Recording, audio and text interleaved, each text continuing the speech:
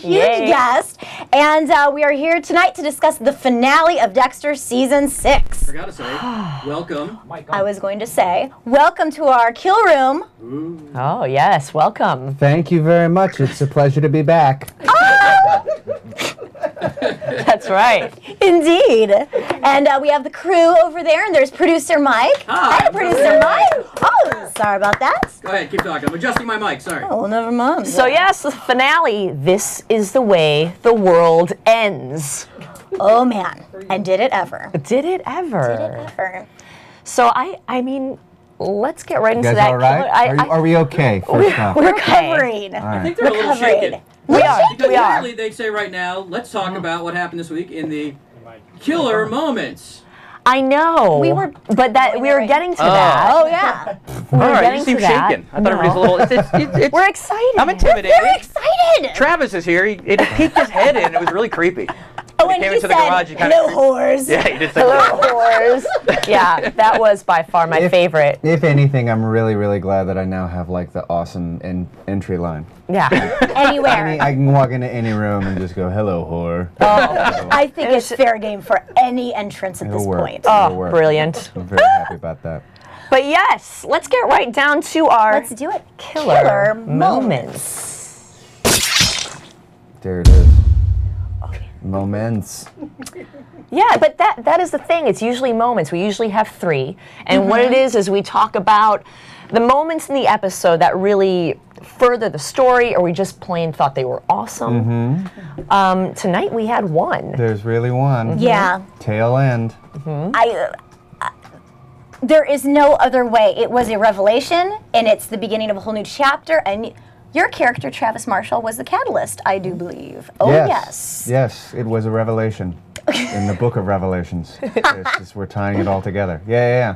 No, that was the big surprise that they were sort of holding on to for the longest time. And yeah, that was sort of, because it's so funny, because pretty much everything.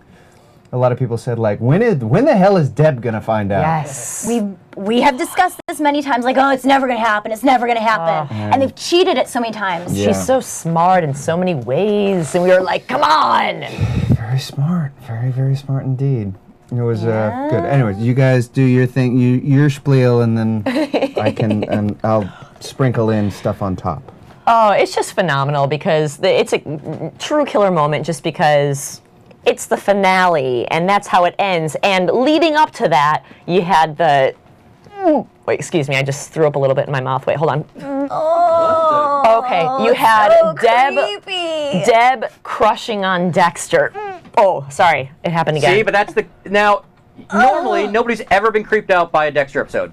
People get killed, there's blood everywhere, but that creeped everybody Mike, out. this is America. We are okay with violence, but we're not okay with sex. I think the writers did Producer that on Mike, purpose. this is America. All right. Come on. I think the writers were smart and did that on But purpose. everything they said and everything from now on that they say will be creepy. Like, hello there, Dexter. Ah!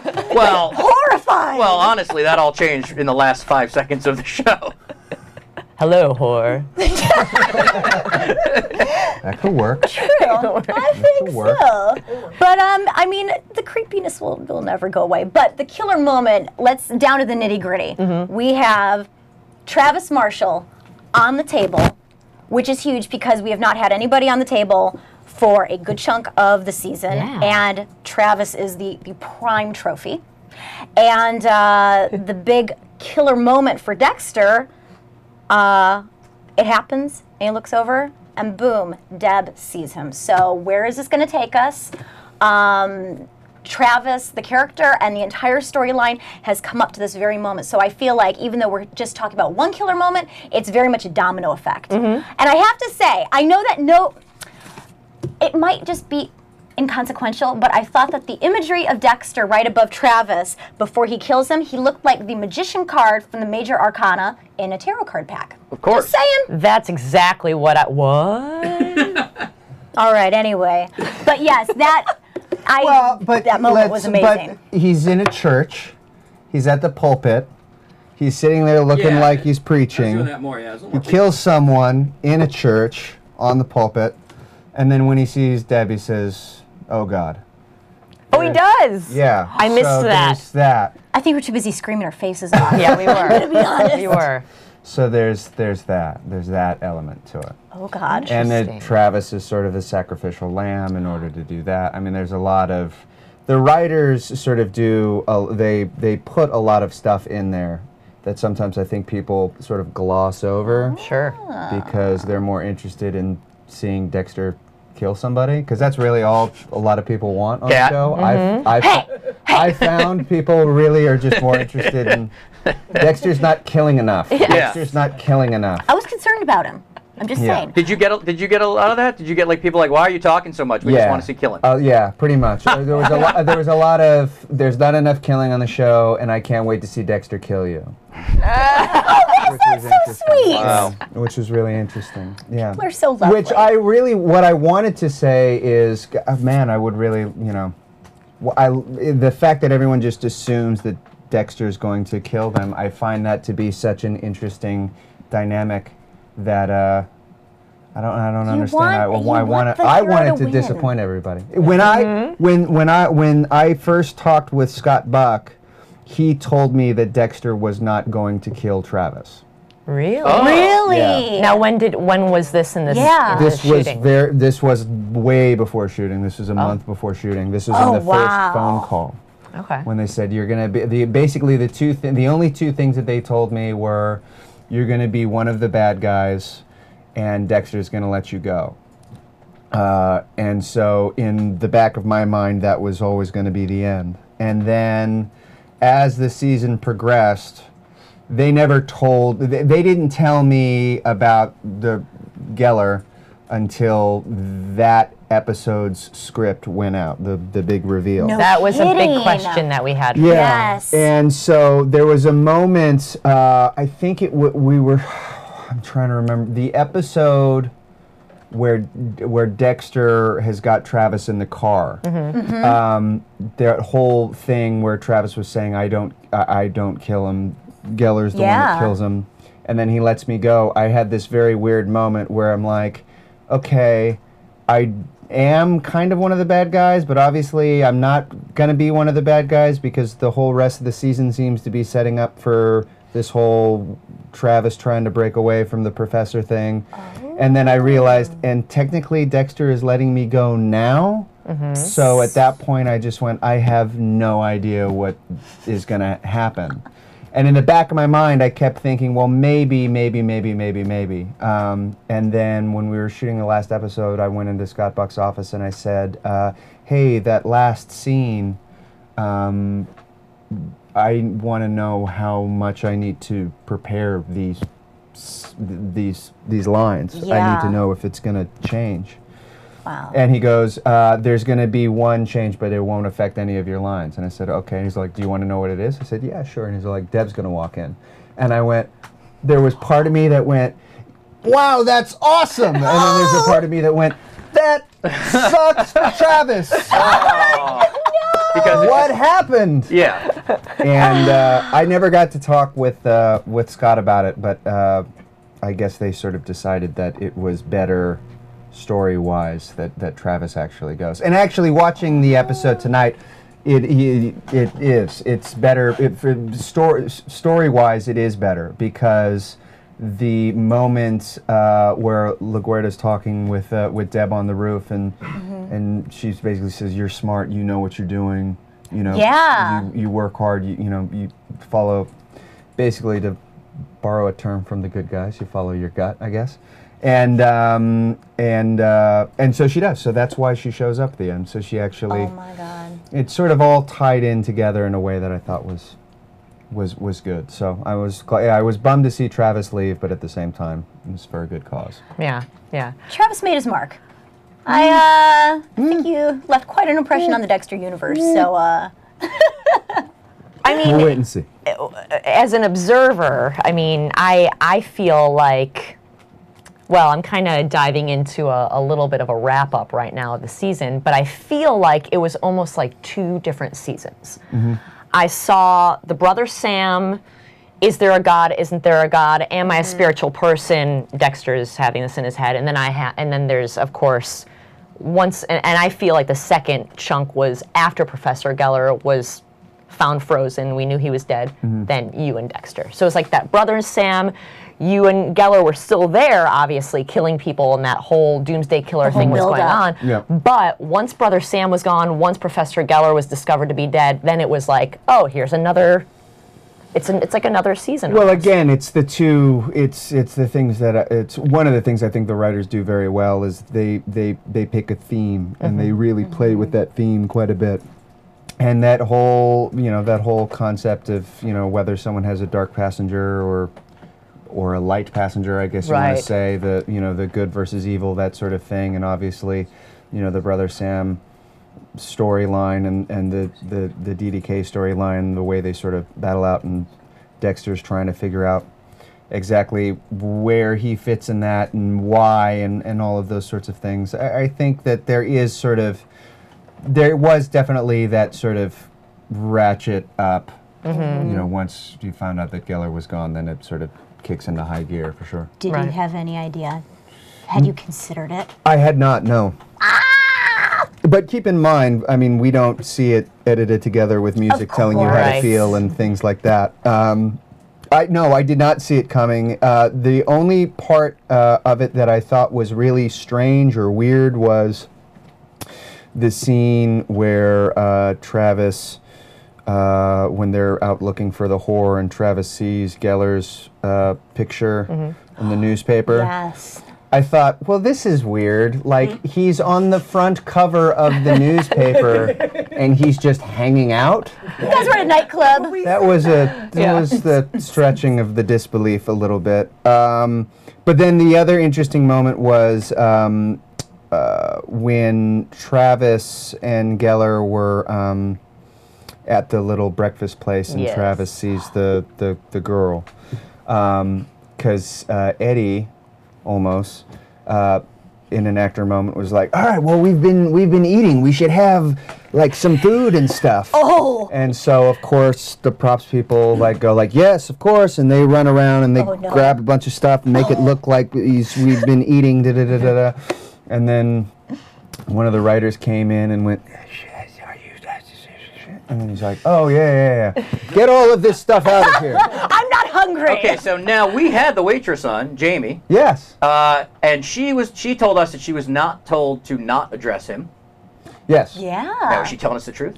I believe so, yes. Okay. I believe so. Because you would think if you didn't know that storyline, she wouldn't have known. Yeah, because that was our big question too. Is what were you drawing from? Were you drawing, which obviously you weren't? Was it schizophrenic? Was it dissociative? But you were just thinking he was alive. And you were his underling. And that's actually the thing that I was so appreciative of, is they just didn't tell me. Which was a huge change in your character. Once you knew he was dead, I mean, you suddenly became this from wide-eyed to just focused killing machine, sort of, and it was just a real transformation as an actor. Yeah, I mean, that was obviously when it got to be a lot more fun. The first part was really, it got to be kind of exhausting. But yeah, I mean, I always sort of, the way that I chose to look at it was that, Travis is an incredibly flawed person and is chemically imbalanced.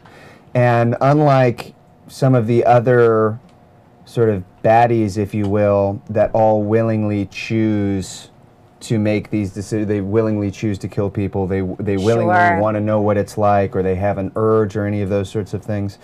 I always looked at it as Travis is mentally not present, and so the idea of him willingly doing anything, I don't think it's actually, I mean, he's crazy. Unlike Trinity or any of these other guys that know what they're doing and know what they're doing is bad. I think Travis has this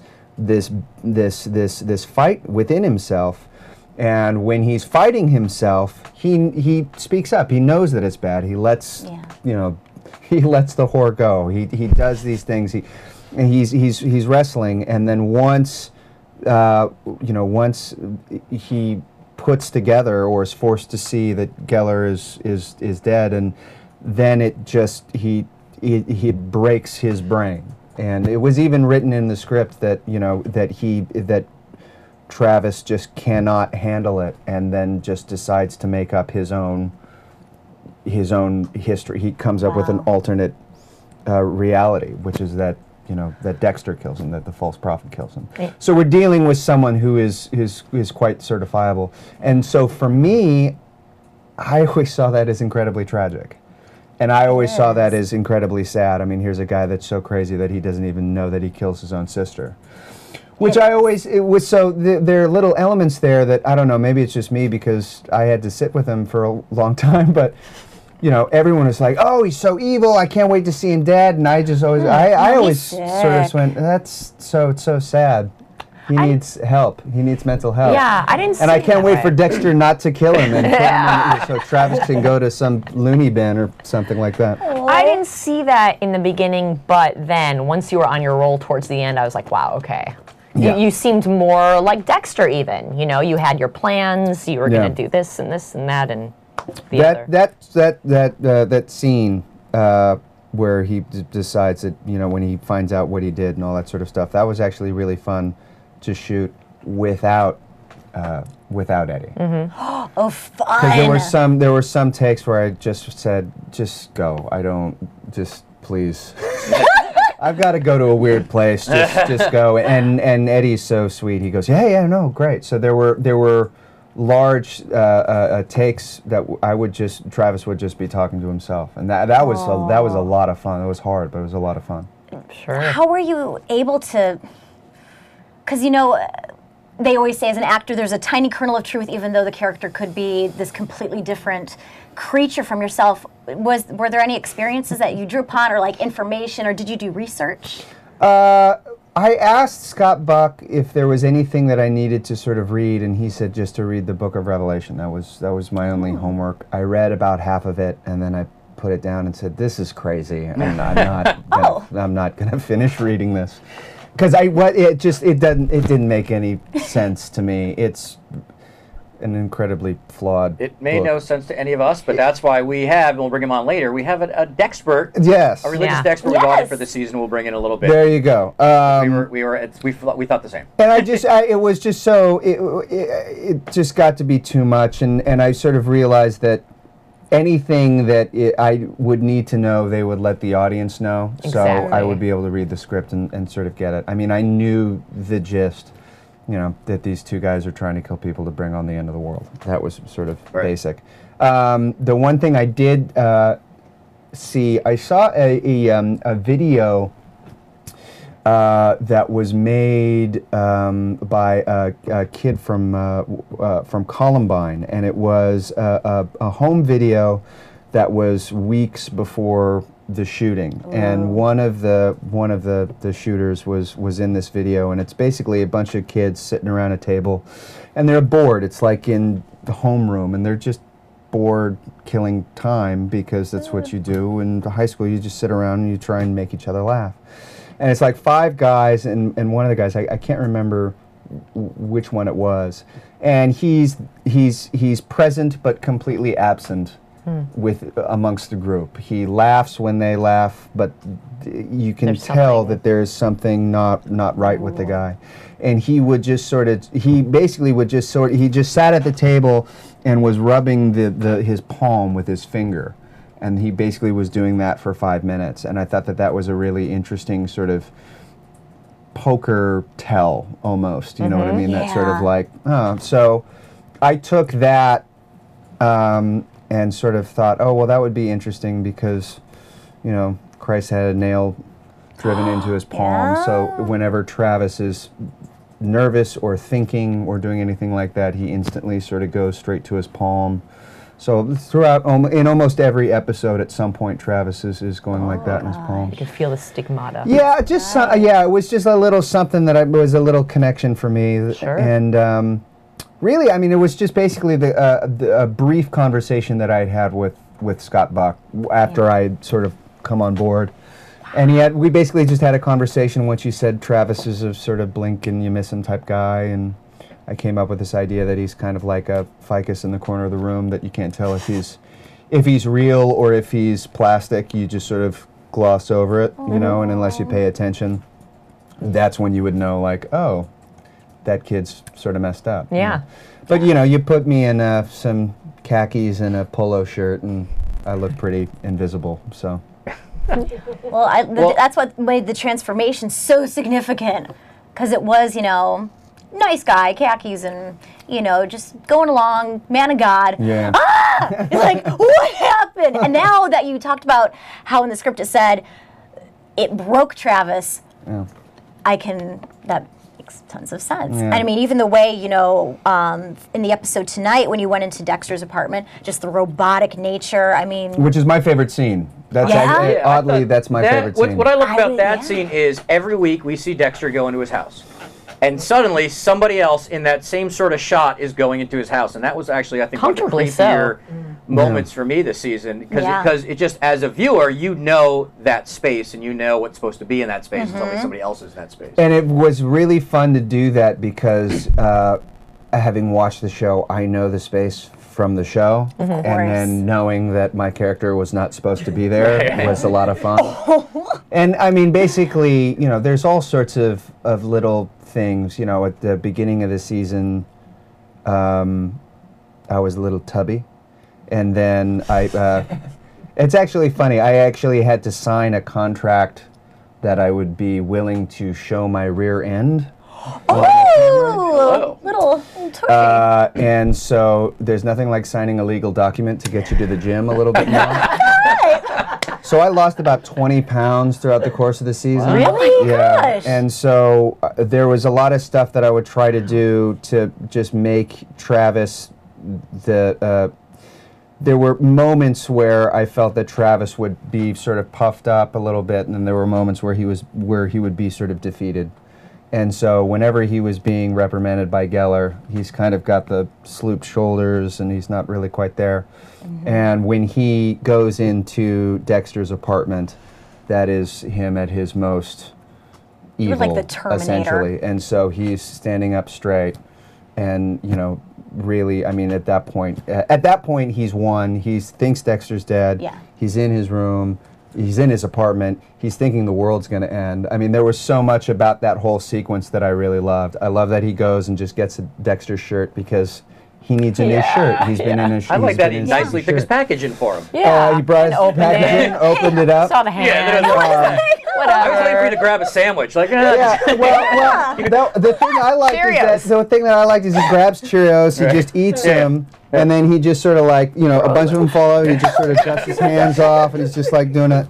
That kind of stuff I really loved. And John Dahl, who directed that episode, was we were having a conversation while we were doing it, and then afterwards about how those kinds of scenes inevitably end up kind of being the most fun because every little thing can then really say quite a bit. So it's like when he first gets into the room, he puts his stuff down, and then Travis takes a step back so he looks around at the room.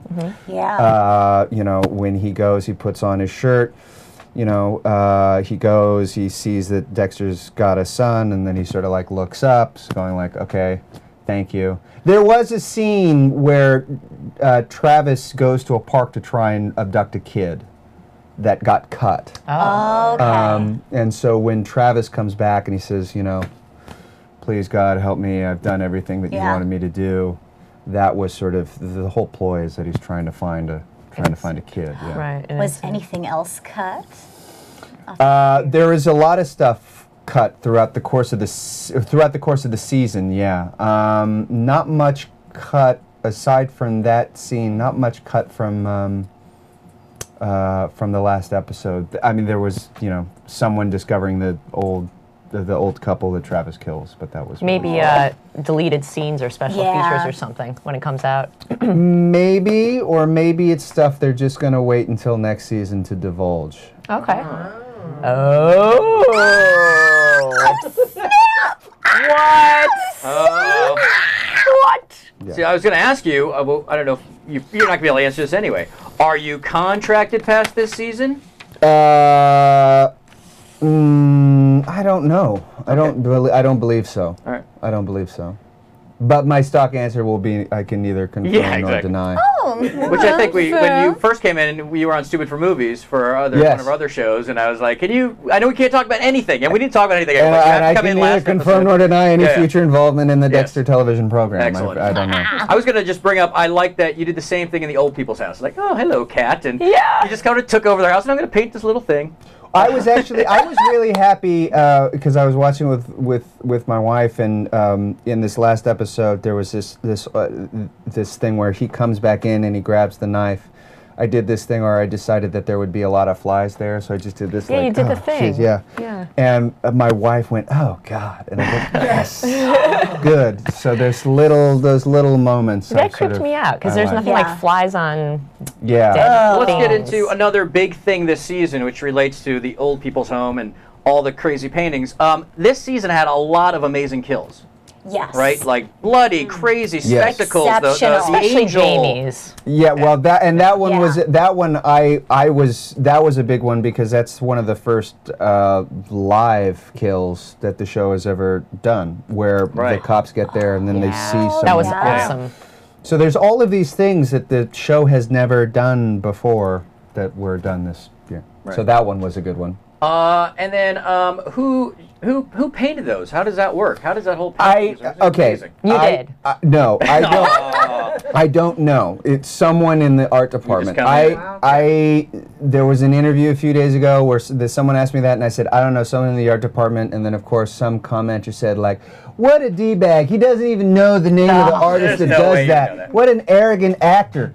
Look, there are 12 paintings that were done over the course of 6 months. I do not know if it's all the same person. Right. I don't believe it was all the same person, although I could be wrong.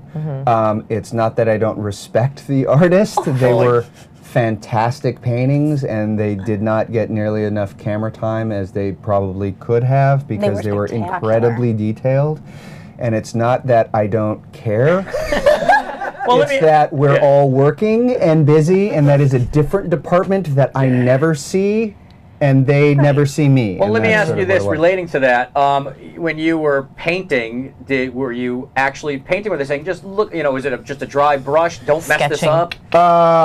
It was already there. Yeah. And then I would just, there would be paint on the brush that was dry. You Bob Rossed it. I did. Just a fluffy little cloud. Fluffy little demon. Fluffy little demon. And then you sketched a little on your pad, right? That was you. But all of that is all pre-done, and then I just sort of go over it because it's got to match everything. So you just sort of go over it a little bit. That makes sense. Yeah. That's how I color. The only time that I actually really had to do anything was when Travis first starts to paint the Lake of Fire sketch, and I knew what it looked like, and so I just, because they were just going to see me kind of start it, I just sort of did the basic. Right. I basically did circle, horn, baby head, baby head, baby head, baby head, baby head, baby head. I just waited for them to cut. That was pretty much it. That was a freaky looking painting, that's for sure. That one was fun because that day, I mean, I really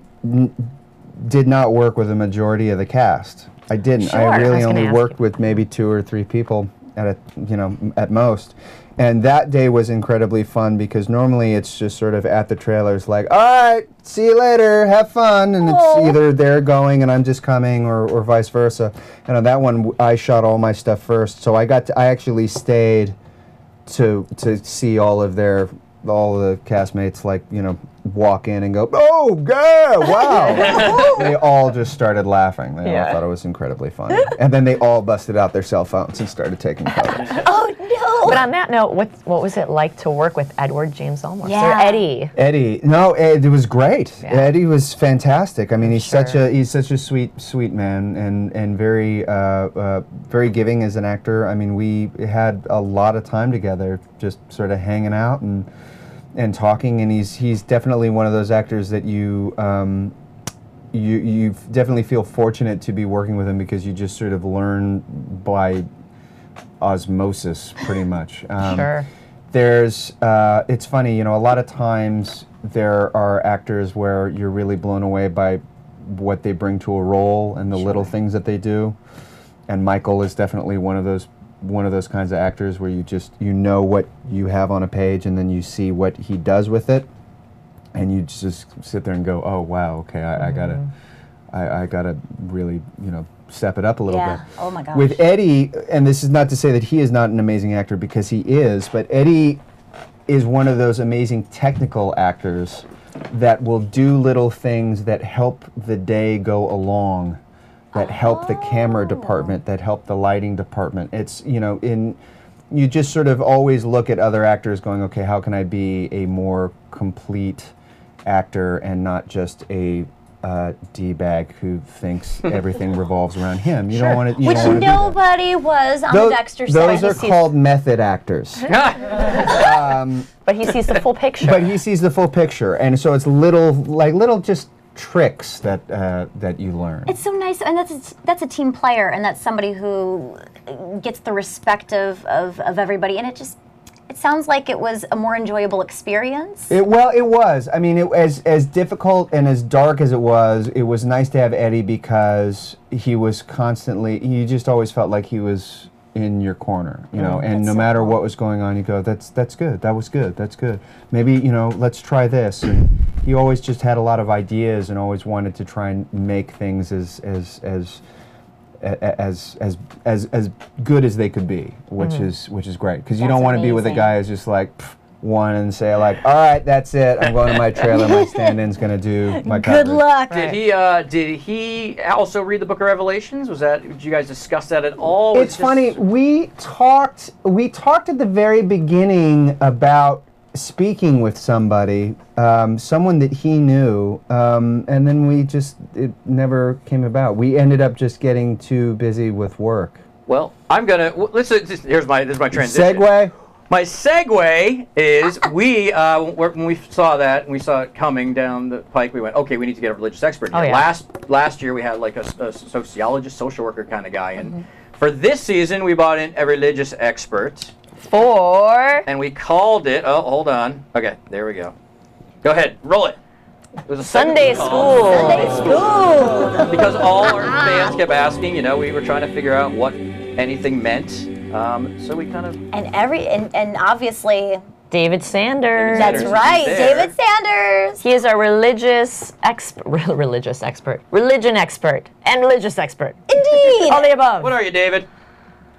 Here I am. Hey. Hi, David. Hello. Hi. Hello, Colin Hanks. Yeah, okay, it's Travis. Hi. He was just walking down the street and we're like, hey, yo. Dave, get us out of here, Travis. Help! How are you? So, Dave, what did you see as the overall themes now that we've kind of, you know, come to the finale? Give us a big giant overall view.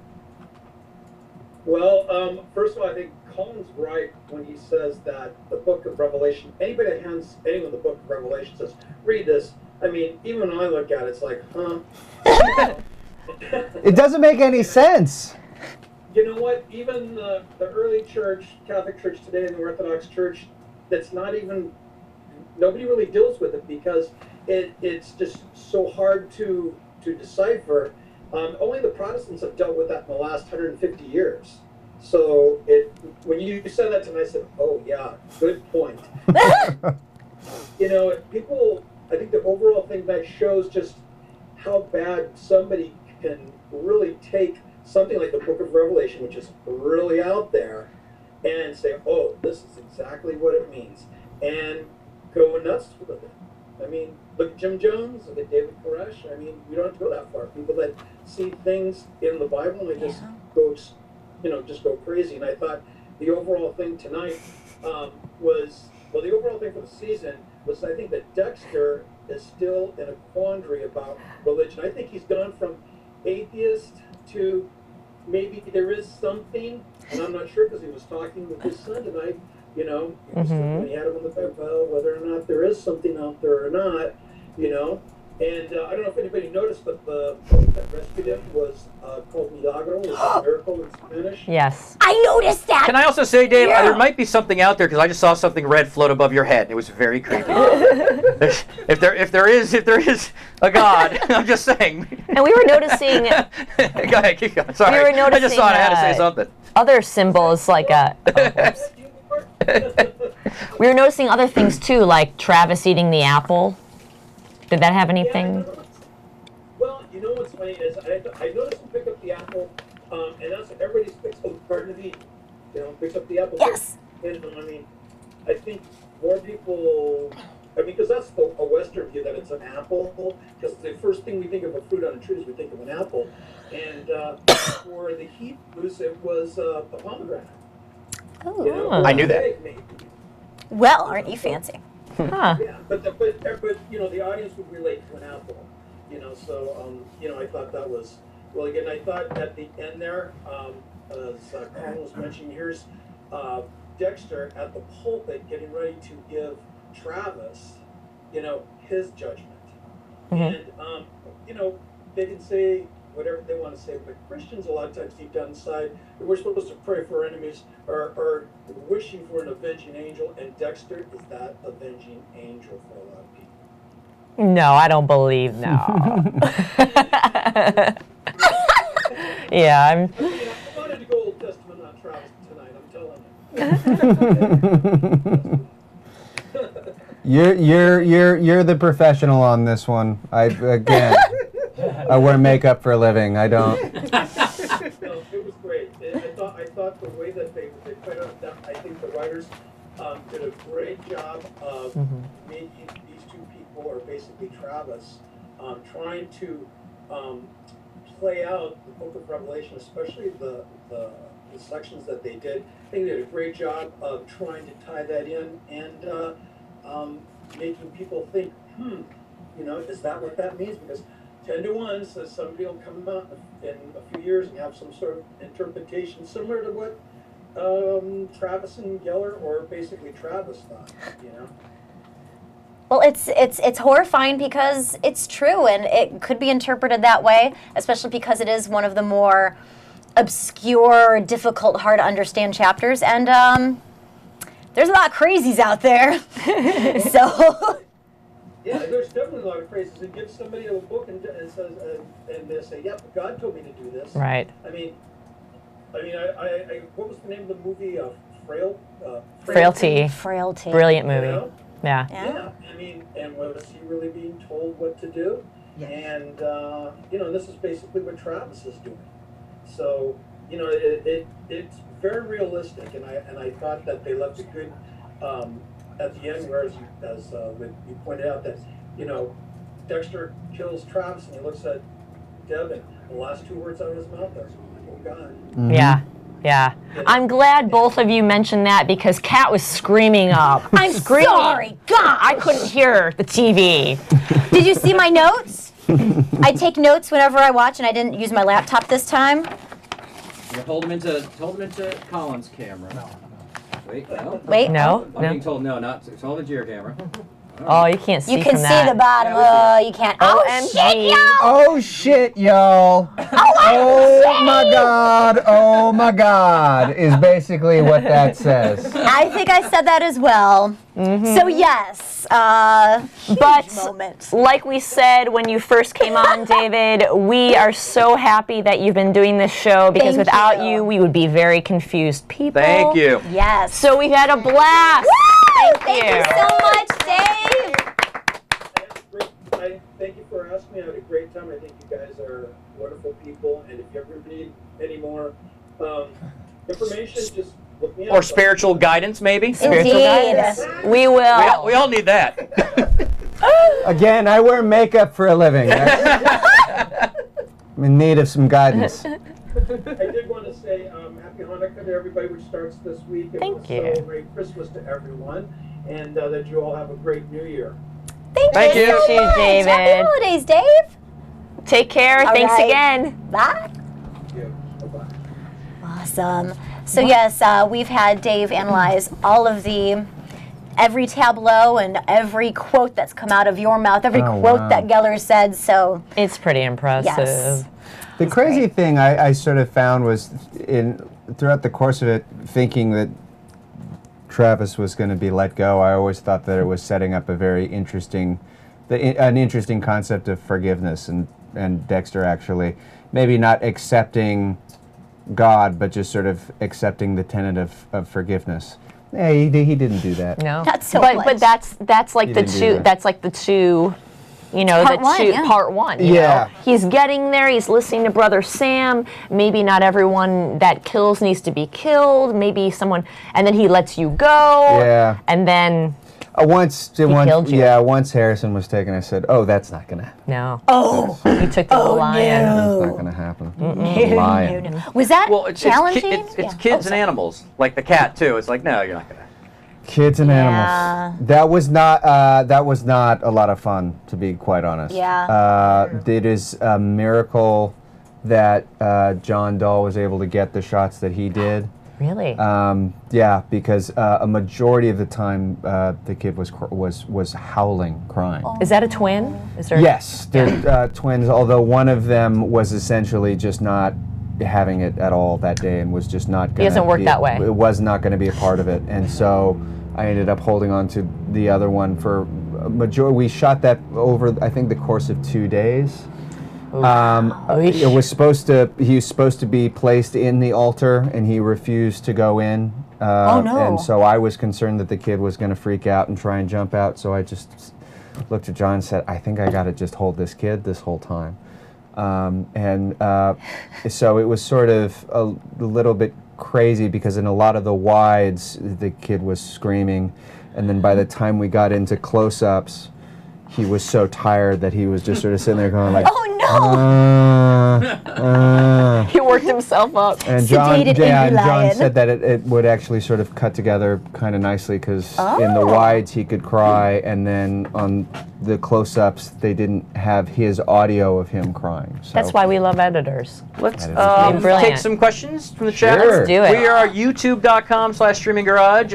If you subscribe, we will read your question. And How we about will that? love you. If you didn't subscribe, we I won't have read your so many question. questions. Starting from D Hopkinsyt. I don't know. DHOPKINSYT.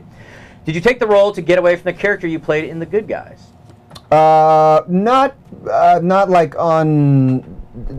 not on purpose. The role came to me. They asked me if I would be interested in talking with Scott and Sarah, one of the producers. I said yes, of course.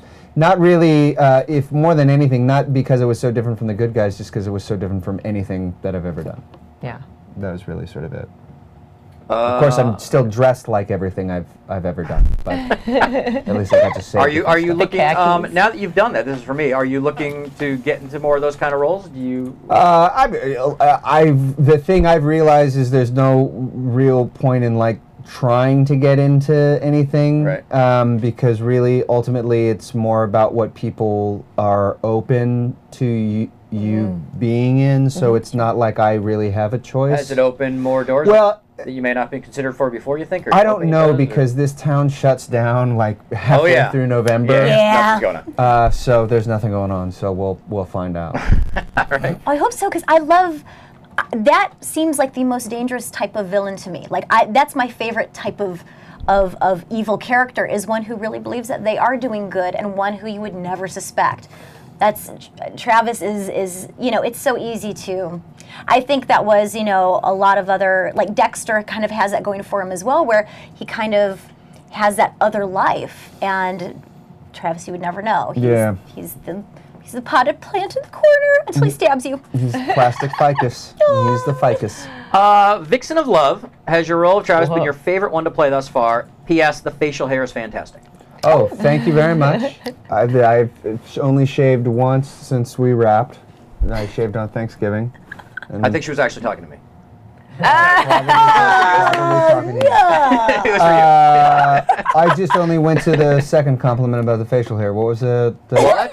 Yeah. That's what matters. Is the role of Travis been your favorite one to play thus far in your career? Do you have a favorite role you played? I don't really have a favorite, but yeah, it's been the most challenging, the most. I would say, the most challenging, the most rewarding. Yeah, because I've been able to do stuff in this that I hadn't really been able to do before professionally.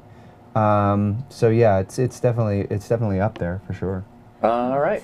This relating to what you were just talking about, Candy Cane 15. Did the twins get cake after the scene on the roof?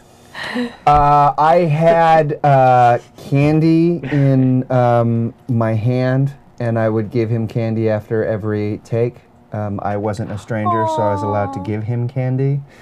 And That's so sweet. there was his teacher and one of his guardians in the fake elevator waiting. So I would hang out with them and play with them in the elevator while they were setting up.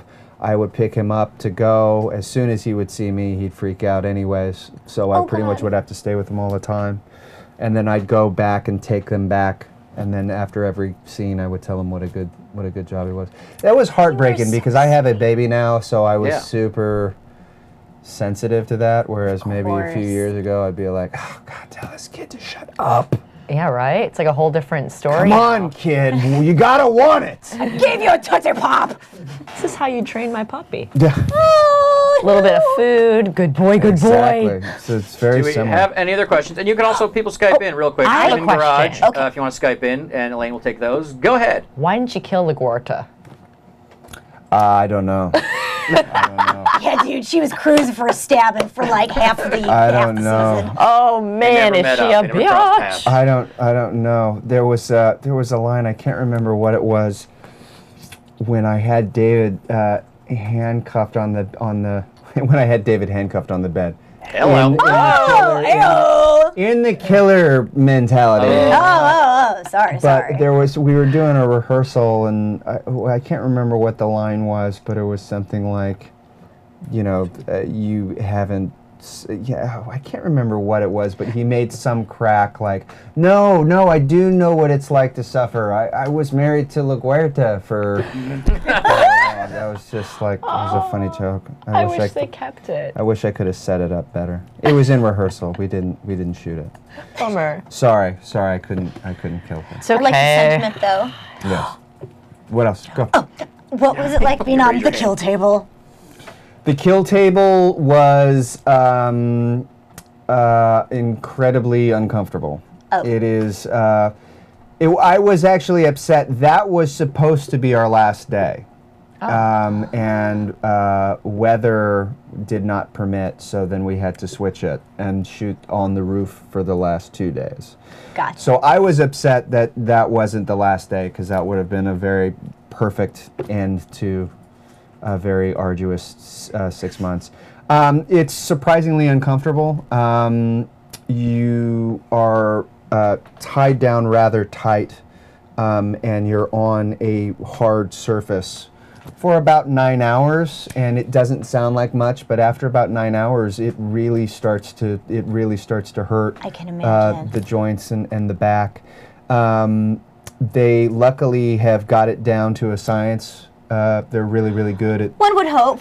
little cheats and letting you up and all that stuff. But it was a rough day. It gets also incredibly hot. The lights that they have on are very, very hot, and so a lot of times I would just ask them to turn the lights off in between. Did they ask takes. you if you were claustrophobic? Because I believe we had, what's his name on? The John Brotherton. They yes, they did ask me if I was claustrophobic. Yeah. Yes, We had and I other said guests no. on who were on the kill table who they said the I same said no. Yeah. And you probably made Big sure you were question. nice and dehydrated.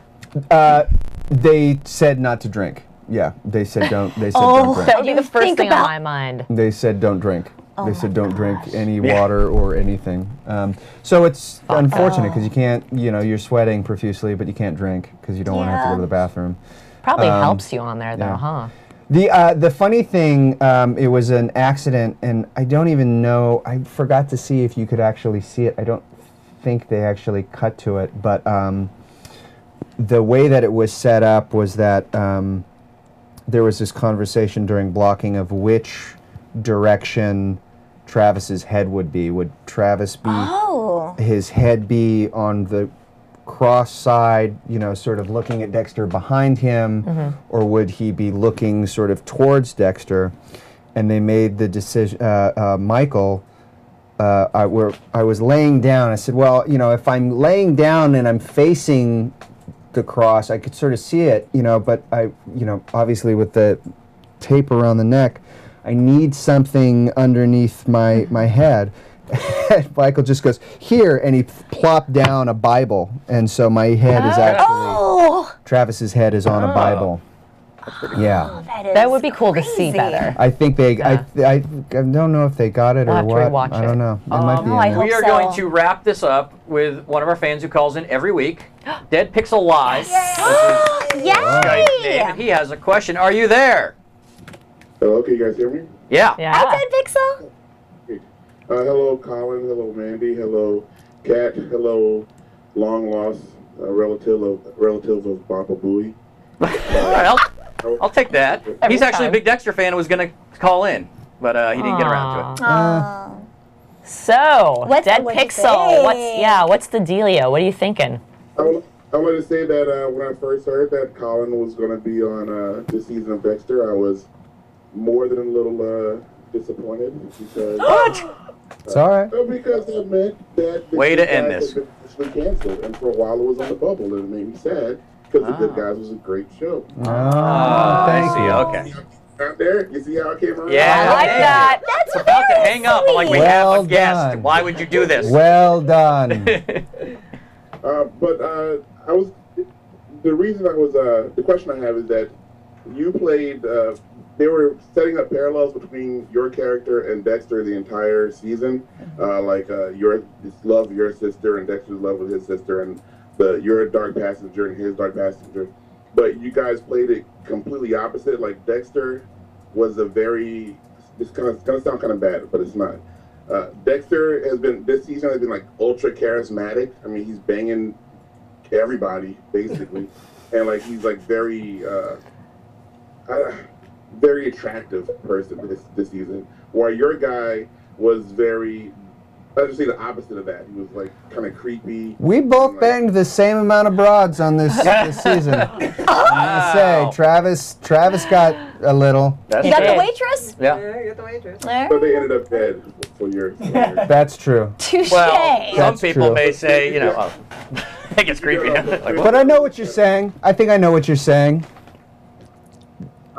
Oh, there you go. That was my question. Like, did you do that? Was that in the script, or did you decide to go that way? Did you guys say, no, we're going to be completely opposite, even though we're pretty much the same? Or No. There was never like a conversation about any real sort of. There wasn't any real conversation about it. No, I think it was all implied.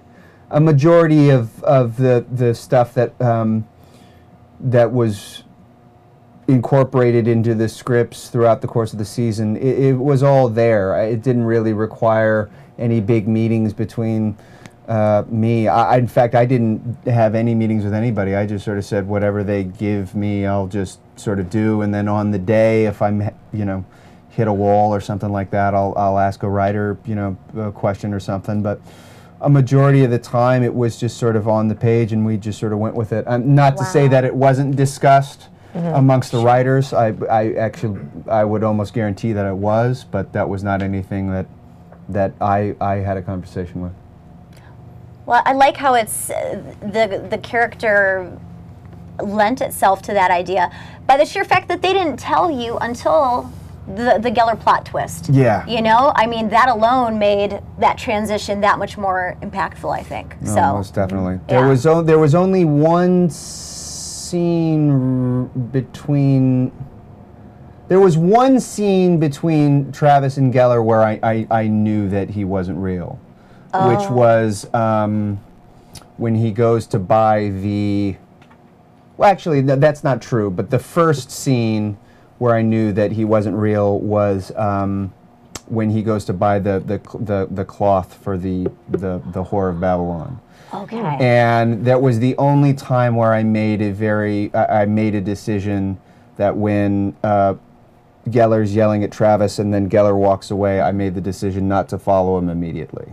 And so he just walks away and Travis sort of stays looking in the same place and then eventually looks the other way. That's the only decision I made like that. Otherwise, I would have wasted so much time and energy trying to do that stuff, and I would have been too worried about it if I had given it up. There you go. And the irony is that people knew, there were some people that knew after like the second episode. Yeah, we had a couple of those. I believe, was it this Mintberry show. Crunch? It was Who Mintberry was on Crunch. hold who will call in, and he came up with that first theory, I think 2 episodes in. Really? Yeah. And a lot of people then got mad at us. Yeah. And I'm like, we're just a fan show. We don't have Yeah. any spoilers. We don't know anything. And it was all gave it all away in guesses. your and show. You gave it all away. You ruined Yeah. it for me. And I'm How like, dare we you? didn't- We Is didn't. Dead Pixel still with us? Yes, Dead Pixel. We're going to say okay. goodbye to you. Hey, goodbye, everybody. Thank you so Goodbye, much. Dead Thank you so Pixel. We love you. Mwah. All right, now we will call in Mintberry Crunch. and then we'll We wrap did this guess it on sucker the up. second episode. Oh, God. Yeah, that was You guessed it on the crazy. second episode? Yeah. That was way And then we before I started. did. We started looking for stuff then, Yeah, then like you did. the scene The setup where in with Jamie in the wait- waitress. Yeah. Yeah. The setup. Yeah. You didn't have the Okay, setup. I think we have. Are you on the line, caller? Always want to say that. Yes, I am. Hey! Hi. It's my first time actually this season. I believe I've called in. But so. but I believe you ruined the season for everybody. Yes. That's what You're we're to hearing blame. on YouTube. People are getting mad at us, and on Obviously. Facebook, people are getting mad at you. I was really hoping he was going to say first time, long time. I've watched The Sixth Sense, so. Ah, 6 cents, right? There you go. There you go. Question I do have for Colin is, you were in the movie Orange County, and that had John Lithgow in it. Yes. It had you in it, Yes. and both those actors have been on Dexter. I was wondering if you would think that Jack Black would be a great serial killer. Jack Black would be a good serial killer for sure. Whenever I see John, he always calls me my fake son. He goes, "Hello, fake son." Do you say hello, whore? I say, well, now I will. Now I will. Oh, I would love to have Jack Black on Dexter. Oh, that'd be fun. I love Jack Black. Really? Oh, yeah, he could do no wrong. All right. Do no wrong. All right. Do no wrong. Seems a little over the top. I don't care. I don't care. All right, a little over the top for my taste, but sure. Well, we have all the. All right, what else you got, Mintberry Crunch? We're going to wrap this up. Do you have any other questions? You got another Well, question? I think the final scene of this episode, it really just made me super excited for season 7 because I had no idea about that. People said this was a predictable season and stuff, but they need to stop looking at internet boards and stop talking to smart people like me Yep. Who ruined it? who just ruin it for everybody with their mind-blowing theories. So, Well, thank you. We appreciate your mind-blowing theories. We do. well, yeah. Like I said, I had watched Fight Club and yeah, it seemed kind of like that. And also, I just saw the parallel between Dexter and Harry and Travis and Gellar. True. And Very it much. seemed like they were talking like the same kind of dialogue. Mm-hmm. So, It's good, very All right. good. We thank you I for love your it. insight. We thank, Thank you for so much. posting on our Facebook wall. We Yes. love that. no problem. Yeah. I just wish LaGuardia would have died and wiped Oh. Right? To be fair, she was looking really foxy this episode. I don't care. She was being set up to where we don't have any sympathy whatsoever for her. And, Mm-hmm. I know. and if she died, it would just been just a celebration. Oh, I'd be happy. I'd be celebrating right Wow. All right. now. I'm just kidding. Through and through, just have LaGuardia die one season. Maybe next. We're terrible. This is like last season when everybody wanted Dexter's kids gone. Just get rid of Yeah, them. get We rid of got those rid of them kids. though. And then that's the funny thing, though. They're not around anymore, and then everyone goes, "Man, this is lame." It's like they totally just forget about the kid. Not even part of the story anymore. We're never happy. Never. We're never. There is one thing they forgot about that I want to confront Scott Buck on. I know Scott as well. Mm-hmm. And Dexter's slides all fell, right? Like third or fourth Yeah. episode in. Yeah. And they never went back to that. Where's he gonna put your blood? Hey, I what? thought that was interesting that so many people were concerned about the order of the Yes. slides. Hey, what about his nosebleeds?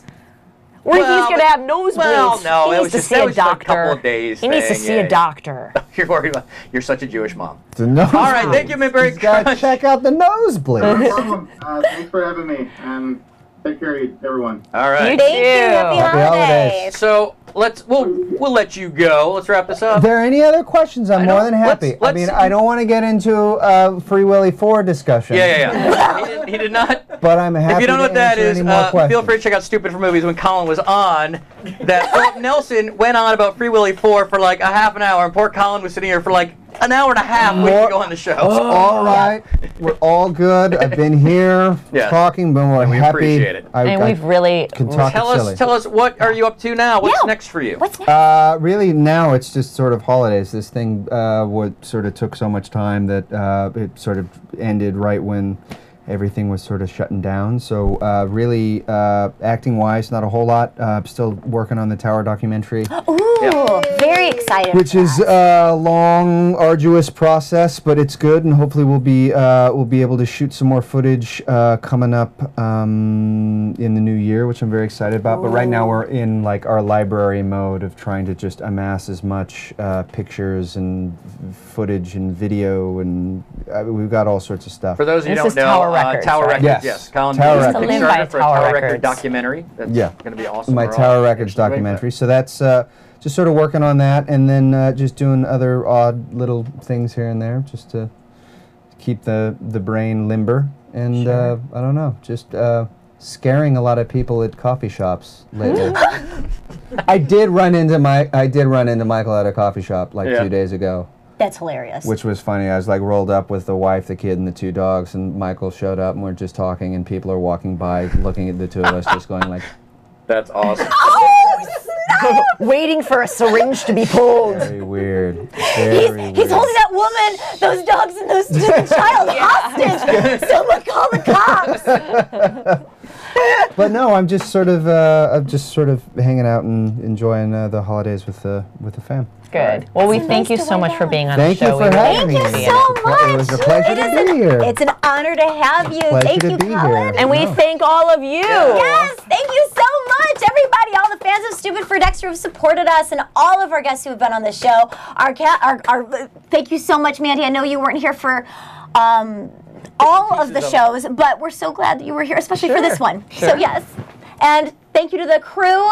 Thank you so much. Thank you to Elaine. Producing this sucker, because the producer. Travis on sound. Right? Travis Jim over on here is sound. TriCaster, but he's not cutting to himself. That's how good he's on TriCaster. Cut All to yourself. right. Cut to yourself. You cut to yourself. There What do he they is. call him? There he is. Hey. Yeah. And producer Mike. Could not have done this without the crew. I've been crazy busy this year as well, so awesome. Thank you. Yeah. This is wonderful. So please, YouTube, subscribe. That's how we get any kind of credibility, I guess. It's a different thing you chase. Sometimes it's Twitter, sometimes it's Facebook. Now apparently YouTube subscriptions are important again. Oh. So there you go. That's what I hear. It's all cyclical. It comes back around. Yes. Comes back around. Excellent. So season 7, I guess the next time we'll see you. Yeah. There you Happy holidays. Thank you we'll so see much. you season 7. Thank you so much. Thank you so much, guys.